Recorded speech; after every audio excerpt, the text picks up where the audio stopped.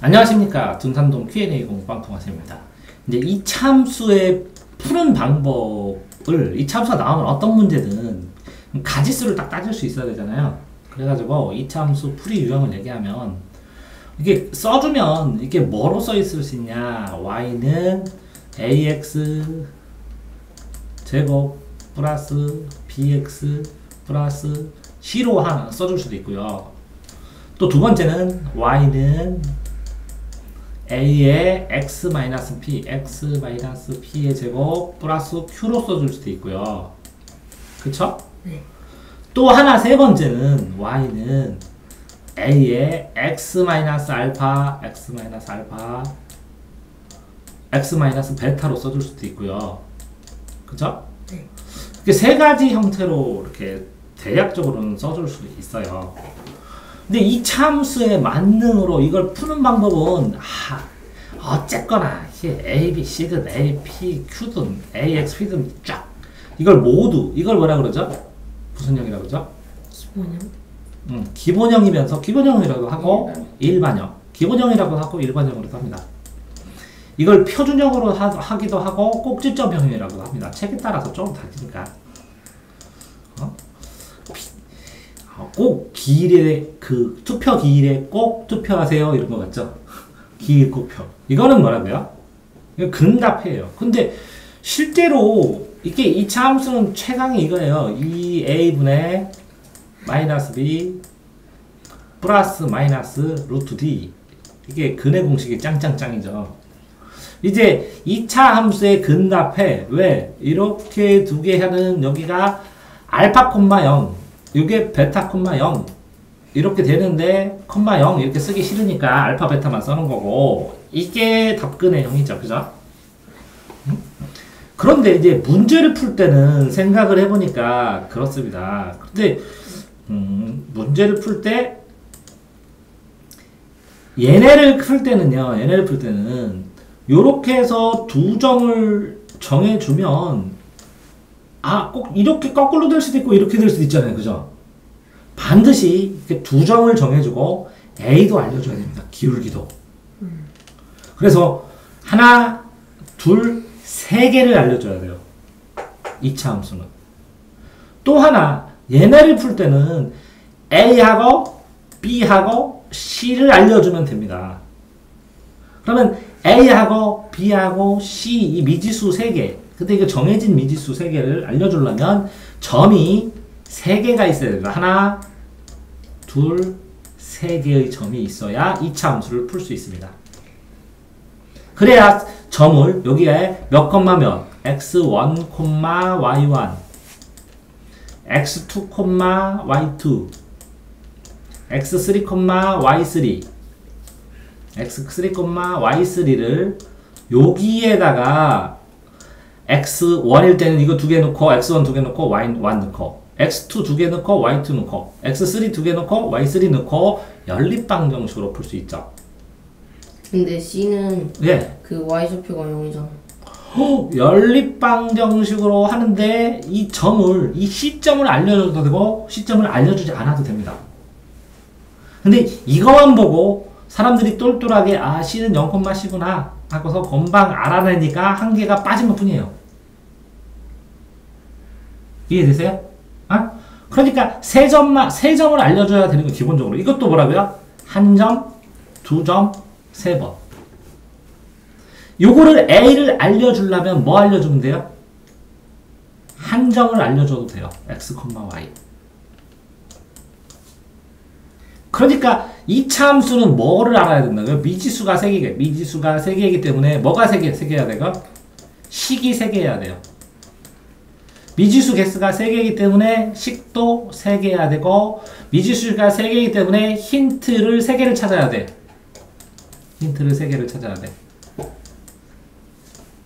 이해됐어요? 그래서 A, B, C를 알려주면 그냥 나와요. 왜? 근의 공식으로. X에 대해서. 그러면 X에 대한 요 근의 공식이 나오는데 A, B, C를 알려주면 그대로 근 두 개를 그리고 이 C점을 알죠. 이 근의 공식은 결국은 뭐라고요? 이 두 점만 알려주는 거야. 근해 공식은 뭐만 알려준다? 2점. 2점만 알려준다. 2점만 알려줬으니까 한 개를 더 알아야 되는데 근해 공식하고 제일 쉬운 거 요 C가 있으니까 0,C다. 땡큐. 그러면 전부 다 3점을 알게 되죠. 그래서 이차함수를 그릴 수 있는 거예요. 그런 것처럼 이렇게 이 1점, 2점, 3점을 알아도 풀 수가 있어요. 이차함수는. 그러니까 이차함수가 왜 3점을 알면 풀 수 있냐. 요걸 알면 좋겠지만 요걸 알면 중분이나 마찬가지죠. 꼭지점을 알면 한금만 더하면 돼요. 왜? 대칭되는 이거는 당연한 거니까. 요 한 점을 알려주면 요 대칭되는 건 당연한 거니까 요거를 알려주면 한 점만 알면 돼요. 그게 뭐라고요? 꼭지점형이에요. 꼭지점형이라는 것은 P, Q가 꼭 꼭지점이 중군처럼 되기 때문에 한 점만 X, Y만 알면 나머지 대칭되는 것이기 때문에 충분히 이걸 구할 수가 있다는 거예요. 이해됐나요? 그래서 결국은 이 세 개를 풀던 뭐 하던 2차 함수는 기억해라. 힌트가 3개 있어야 돼. 식이 3개 있어야 돼. 미지수가 3개일 가능성이 있어. 근어 공식은 2점이고 이건 절편은 없더라도 3점을 알아야 돼 라는 거예요. 그거를 요구를 한번 보고 자 볼까요? 자, A는 P, Q. 잠깐만 보시면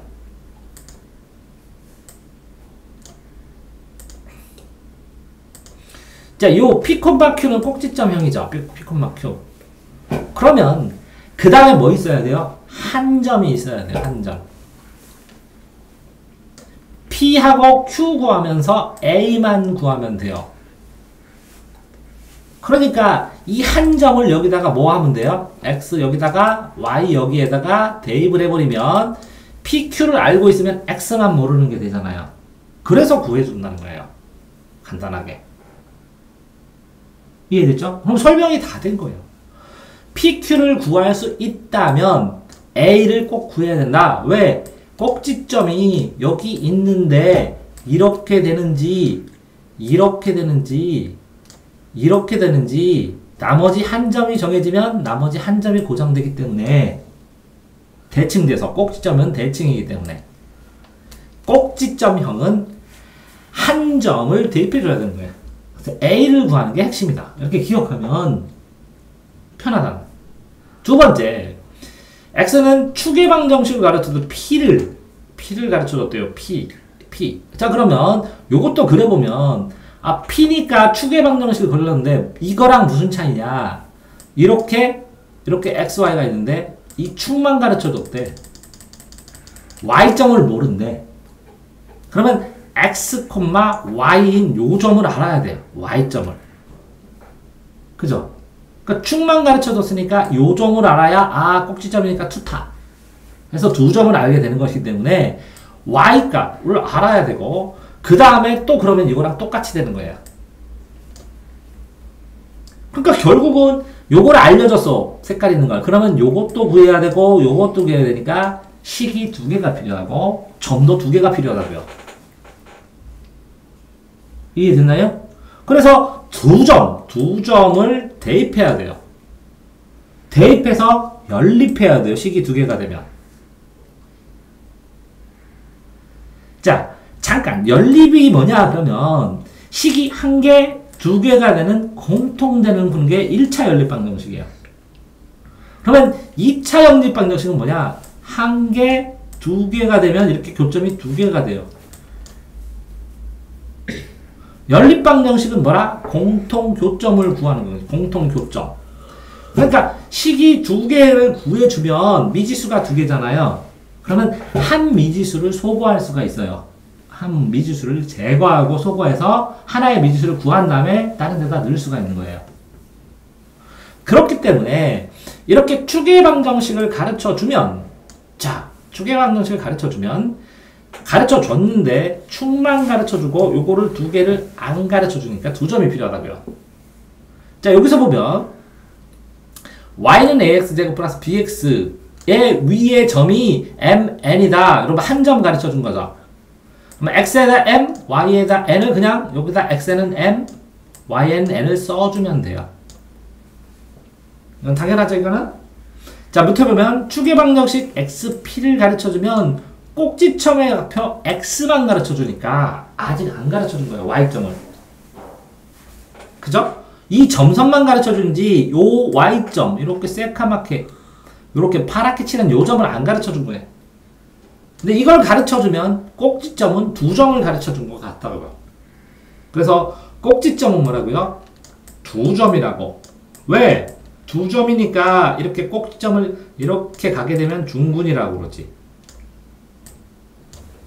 이해됐죠?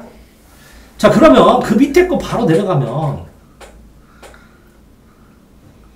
이건 뭐 가르치는 거예요? y는 ax제곱 플러스 bxc라고 했을 때 요거는 a도 모르고 b도 모르고 c도 모르면 몇 점을 알아야 돼요? 세 점을 알아야 돼요. 세 점. 세 점을 알게 되면 식이 한 개, 두 개, 세 개가 나옵니다. 세 개를 또 연립하고 풀어야 됩니다. 그러니까 연립방정식을 모르면 이차 함수 모평정은 허다합니다. 연립해서 풀게 되면 A, B, C가 각각이 나오고 그걸 요 A, B, C에다 넣어줄 수 있는 겁니다. 됐죠?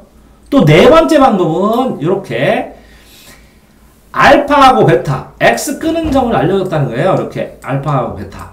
그런데 알다시피 알파, 베타를 통과하는 게 이것도 있고 이것도 있고 이것도 있기 때문에 A가 절대적으로 필요합니다. 그러니까 A가 필요하면 한 점이 필요한 겁니다. 그래서 한 점을 더 알아야 됩니다. 그래서 한 점을 대입해서 A를 구해야만이 나머지를 다 구할 수 있는 겁니다. 이해됐죠? 자, 그랬을 때 이 두 개를 설명했고 그래프를 보면 그래프가 지나는 중에 세 점쯤 X좌표가 0인 좌표가 X좌표가 0인 게 뭐죠? 무슨 절편? X좌표가 0이면 Y축. 그러니까 Y절편이 C래요. 그래서 0,C를 금방 알 수 있으면 연립방정식을 구하는데 효과적으로 홀랑 빼서 구할 수 있다는 거겠죠? 그죠? 자, 여기서 보면 구하는 이차 함수가 y는 ax제곱 플러스 bxc로 하면 a, b, c를 다 구해야 됩니다. 그런데 이렇게 놓으면 뭐라고요? 편리한 게 알파, 베타는 가르쳐줬고 a만 구하면 되니까 한 점만 있으면 됩니다. 이해되셨죠? 자, 그러니까 결국 또 이렇게 알파, 베타를 가르쳐주면 이 알파하고 베타를 주면 이게 대칭되니까 요 가운데 알파하고 베타를 더한 가운데가 여기죠. 이 축. 요게 P라고 그랬죠. P. P가 뭐라고요? 2분의 알파 플러스 베타가 되는 겁니다.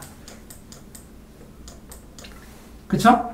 그러니까 여기가 이 P가 2분의 알파 플러스 베타의 제곱 플러스 Q로 해도 된다는 겁니다. 이해됐죠? 그래서 알파0, 베타0이란 좌표 두 점을 가르쳐 준 거고 나머지 한 점, 다른 한 점만 대입하면 A나 Q를 다 구할 수 있다는 거겠죠. 자, 그러니까 결국은 그거를 다 해서 이 네 가지예요. 네 가지. 그 다음에 최대값, 최소값이고.